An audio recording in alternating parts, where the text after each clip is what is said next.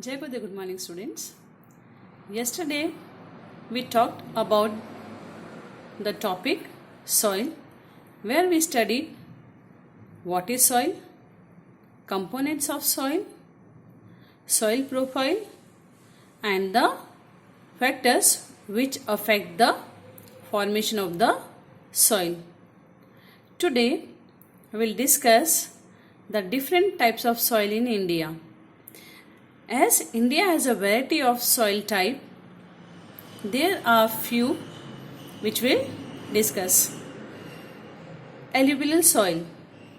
As we know, alluvial soil is very fertile and it is deposited by the rivers as a silt, which makes it very fertile.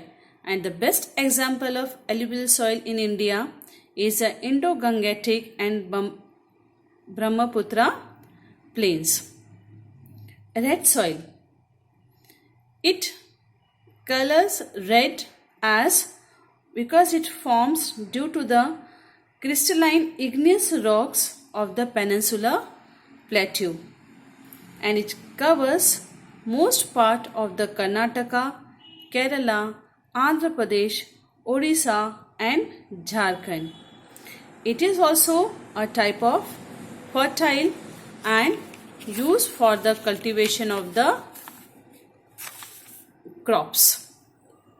The third is laterite soil, which is formed from the crystalline rocks due to the heavy rains. Mostly it found on the hilly areas in the Western Ghats, Chota Nagpur Plateau and the Shillong Plateau, but generally it is infertile in nature. Black soil.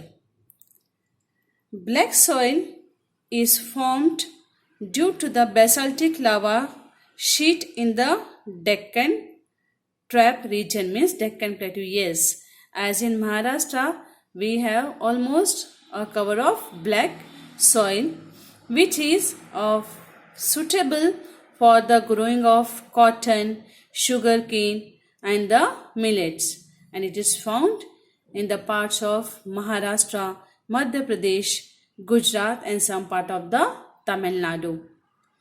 Next, desert soil. As name refers, this soil is found in the deserts of Rajasthan.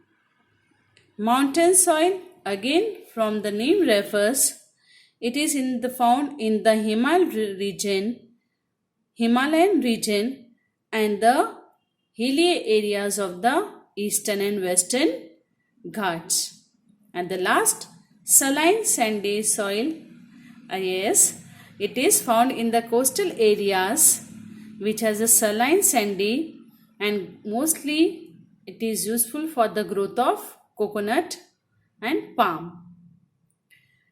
The next topic we are going to study about, that is loss of soil. The major two factors for the loss of soil are soil erosion and the soil exhaustion.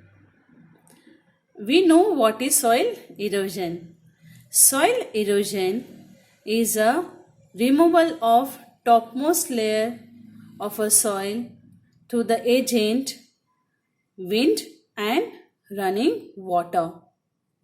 Running water is a major agent of the soil erosion, especially on the slope or when the rivers are going to be flooded. Wind is also a powerful erosive agent, as when the land is dry and loose, the wind can be eroded a large amount of soil. The second factor is soil exhaustion. It means due to the improper cultivation techniques, the soil loses fertility and it becomes deteriorates and deficient in nutrients. It is called soil exhaustion.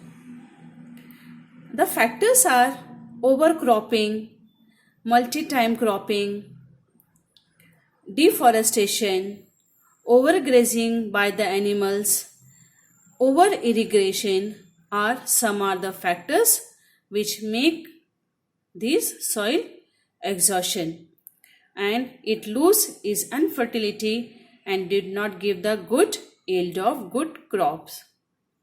Today we'll finish here. Tomorrow we'll discuss the land conservation and the soil conservation. Thank you.